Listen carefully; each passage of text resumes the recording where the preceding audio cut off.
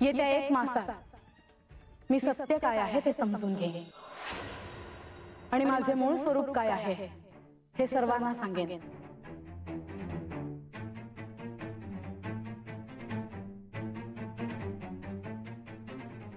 अजून कस काय आलं नाही कुणी? आख्यान अजून चालय म्हणायचं. लई वेळ झाला. हा अगं बानू. हा बानू, हे घे पाणी. हे तुमच्यासाठी ठेवलंय तिकडं पाणी. हा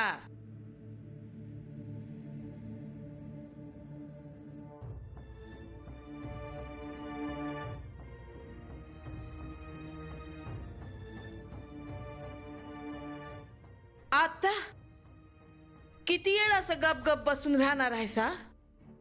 काय झालं आहे काय? काय नाही, तू जेवणाचं बघ तेवढं. हा ते मी बघतेच आहे. पर तुम्हासनी काय झालाय? काय ग बानू? गडावर कुणी काय बोललं काय? नाही, उगा कोण कशाला बोलल? मग तुमची तोंड अशी कशाला पडली आहे? बानू, बाई काय काळजी करण्यासारखं कारण नाही ना? मावशे, म्हाळसाताई आख्यानामध्ये म्हणल्या काही एका मासाच्या आत म्हणजे 2 पुनवाच्या आत मध्ये खरं काय आहे हे त्या हुडकून काढत्याल ग.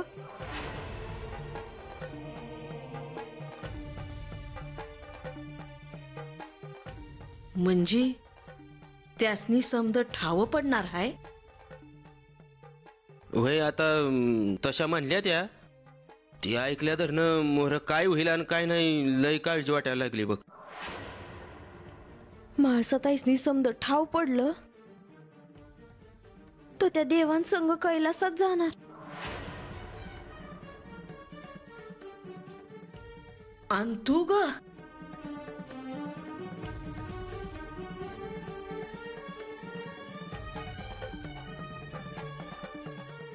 नाही नाही बानू, हे असं चालणार नाही.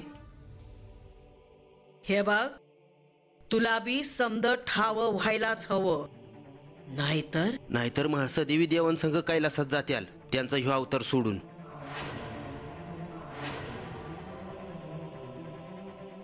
नाही, म्या तसं नाही होऊ देणार. म्या बी हुडकून काढणारच म्या कोण हाय ते. नुसतं हुडकून काढायचं नाही, तर त्यांना ठाव व्हायच्या आत तुला ते हुडकाय हवं. वय काय र रंगा, तू का असा बसलायस? हा नाही, म्हाळसा देवी असं म्हणल्या त्या म्हणजे नक्कीच त्यासनी अगोदर काय बाय कळलं असेल. म्हणजे म्हणजे तुला कसं अगोदर ठाव होतं का परदानजी आणि लक्ष्मी देवी म्हणजेच विष्णुदेव आणि महालक्ष्मी देवी आहेत त्या? तसं म्हाळसा देवीसनी अगोदर काय बाय कळलं असेल. नाही रंग्या, मला नाही वाटत तसं. आणि त्यासनी काय ठाव पडलं असतं तर त्यांनी सांगितलं असतं तसं.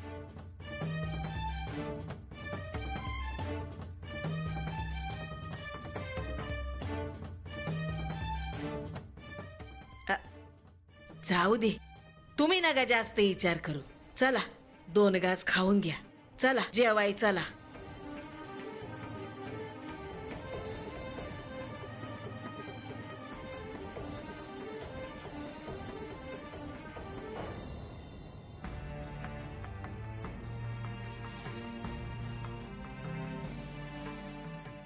आज आख्यानात म्हाळसा देवींनी जी घोषणा केली ते ऐकून सगळेच विचारात पडले आहेत. जर खरंच असं घडलं तर हे अवतार कार्य संपेल. हो, ह्याचा अर्थ या अवतार कार्यात आपल्यावर जे दायित्व आहे ते देखील पूर्ण होईल. देवी, तुम्ही कोणत्या गोष्टीकडे निर्देश करत आहात हे समजलं आहे मला.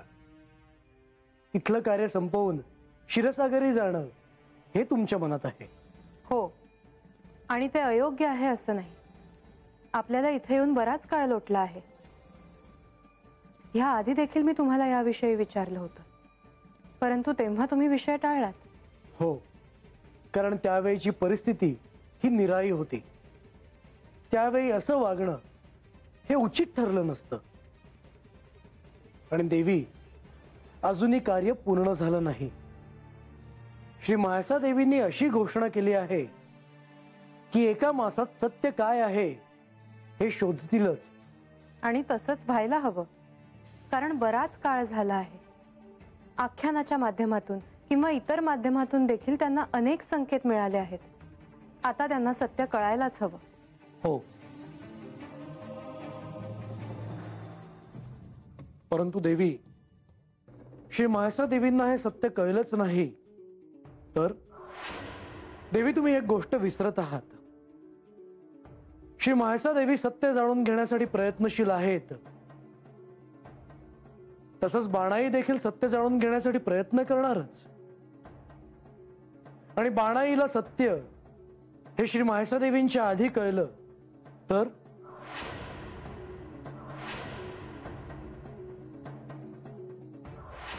बानूला जर त्यांच्या आधी सत्य कळलं तर म्हाळसा देवींचा क्रोध अनावर होणारच. देवी, हे वाटतं तितकं सरळ नाही. गडावर श्री म्हाळसा देवींचे आई वडीलही उपस्थित आहेत. त्यांना देखील हे सत्य ठाऊक आहे की श्री म्हाळसा देवी या श्री पार्वती देवींचा अवतार आहेत. अशा वेळी त्यांचे देखील सहाय्य नकळतपणे श्री म्हाळसा देवींना झाले तर? मला नाही वाटत ते असं काही करतील. अशा परिस्थितीत काय घडेल हे सांगता येणं कठीण आहे.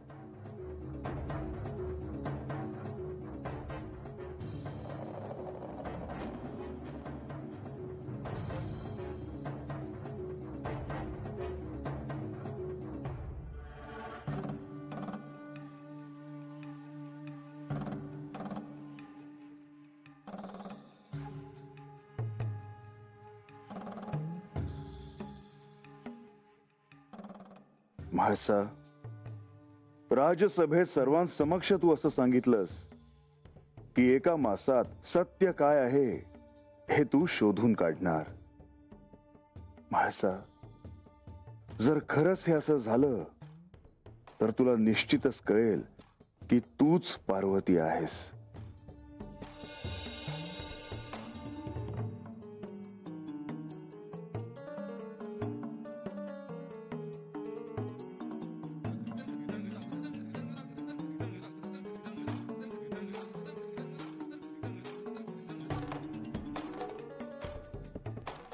गणेश, तुला काही बोलायचे आहे का?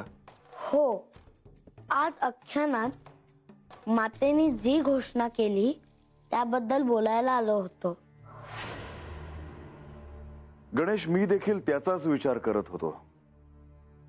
म्हाळसेने सांगितल्याप्रमाणे जर एका मासात तिला सत्य काय आहे हे कळलं तर तिला आत्मज्ञान देखील प्राप्त होईल. हो, आणि ह्या कृतयुगातील तुमचे हे अवतार कार्य संपणार. आणि आपण सर्वजण पुन्हा कैलासात जाणार. मला प्रश्न पडला आहे ज्याबद्दल मला तुमच्याशी बोलायचे आहे. गणेश, कोणता प्रश्न? मातेला सारं काही करण्याकरता कोणाचे सहाय्य लाभणार नाही ना? गणेश, म्हाळसेला याआधी काही गोष्टी कळल्या आहेत.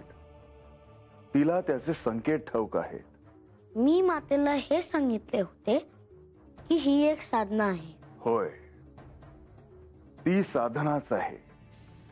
तिला स्वतःला ओळखायचं आहे. आणि गणेश, ह्यामध्ये तिला थेट कोणाकडूनही कळता कामा नये असं मला वाटतं. गडावर तुम्ही, श्री विष्णू, श्री लक्ष्मी आणि नारद मुनी यांनाच ठाऊक आहे की माता कोण आहे. ही गोष्ट आपणहून मातेला सांगणे हे म्हणजे ह्या शिवलीलेत हस्तक्षेप केल्यासारखं होईल. गणेश, अजून दोघांना म्हाळसेच्या मूळ रूपाबद्दल ठाऊक आहे. म्हाळसेचे माता आणि पिता.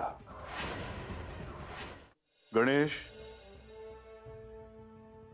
म्हाळसेच्या माता पित्यांना ठाऊक आहे की म्हाळसा हीच पार्वती आहे. ह्या आधी तुमच्याकडून त्यांना कळाल्यावर ते काहीच बोलले नव्हते. गणेश,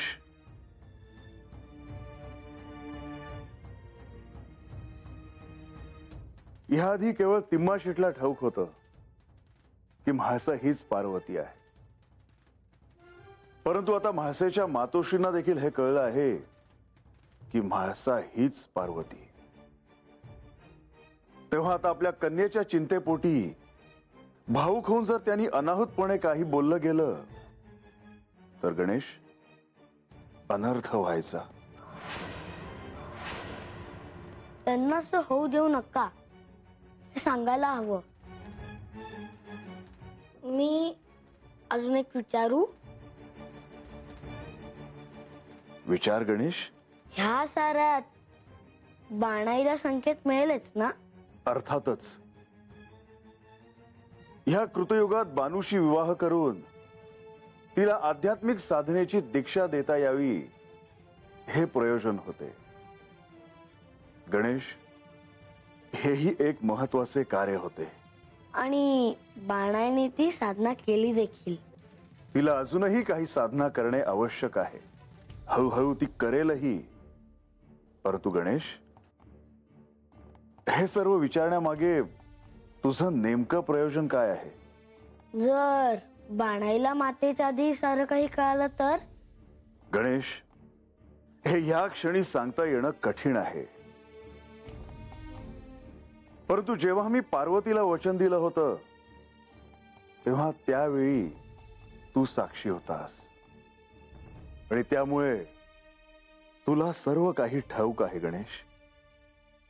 आणि त्यामुळे म्हाळसेला जो काही त्रास होतो आहे तो का होतो आहे हे देखील तुला ठाऊक आहे.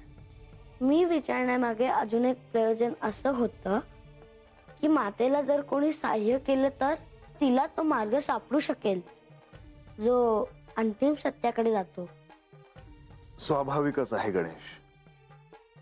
परंतु ह्यावेळी ती कोणाचे सहाय्य घेईल असं मला नाही वाटत. तर मातेला सत्यापर्यंत जाण्यासाठी सहाय्याची आवश्यकता असेल तर मी मातेला सहाय्य करीनही.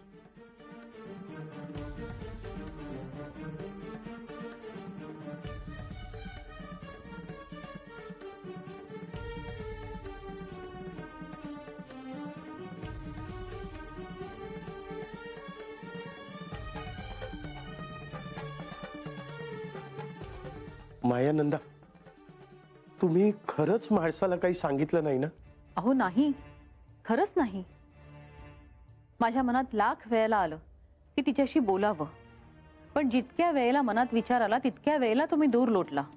पण मग म्हाळसाने हे असं अचानक सगळ्यांच्या समोर का सांगावं? म्हणून तुम्ही मला मघापासून असं विचारता आहात? अर्थातच मायानंदा. अहो, ह्या गडावर साक्षात श्री खंडेराय, श्री लक्ष्मी, श्री विष्णू आहेत ज्यांना म्हाळसाच्या मूळ रूपाची कल्पना आहे. आणि आता हे सत्य आपल्याला देखील कळलेलं आहे. परंतु हे तर ते सांगणार नाहीत म्हाळसाला. तुम्हाला देखील आधी श्री खंडेरायांनी हे सांगितलं होतंच. हो, परंतु हे सत्य मी कुणालाही सांगितलं नाही. सगळ्यांपासून लपून ठेवलं. अगदी आपल्याला देखील नाही सांगितलं. हो, पण म्हणून मी असं काही करेन असाच विचार तुम्ही का करत आहात? कारण आपल्याला लेकीच्या संसाराची काळजी आहे मायानंदा. भावूक आहात आपण. भावनेच्या भरात कदाचित आपल्या मुखातून हे सत्य बाहेर पडेल देखील. हो, खरंय तुमचं. मला माझ्या म्हाळसेच्या संसाराची खूप काळजी वाटते आणि तिचा संसार सुखाचा व्हावा यासाठी मी तिला सहाय्य करेनच. पण म्हाळसा हे पार्वती देवींचे रूप आहे हे सत्य आपल्या मुखातून तिला कळू नये ह्याची काळजी घ्या. हो, मी शक्यतो तसा प्रयत्न करेन. अहो, मला काय वाटतं की आपण माणसाची भेट घ्यावी का? म्हणजे तिच्या मनात काय चाललं आहे ते आपल्याला कळेल तरी. हो, मला देखील हेच योग्य वाटते. परंतु मी जे म्हणालो ते आपल्या ध्यानात असू द्या. माझ्या तोंडून खरंच भावनेच्या भरात काही नको ते बाहेर पडू नये म्हणजे झालं.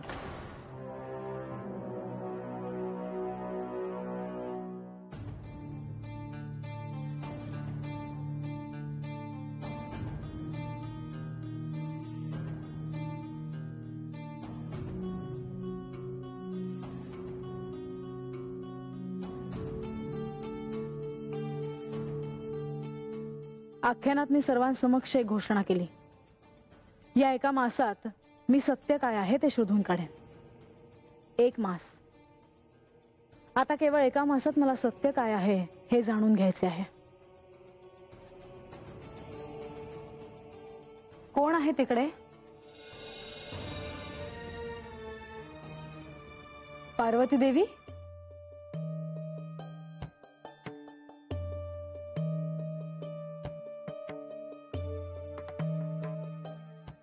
म्हाळसा, तुला भेटावेसे वाटले. असे जाणवले की तू फार अस्वस्थ आहेस आणि म्हणून तुला भेटायला आले. अस्वस्थ तर आहेच देवी, आणि ही अस्वस्थता काय आहे हे तुम्हाला देखील ठाऊक आहे. तरी मला ती तुझ्याकडून ऐकायची आहे.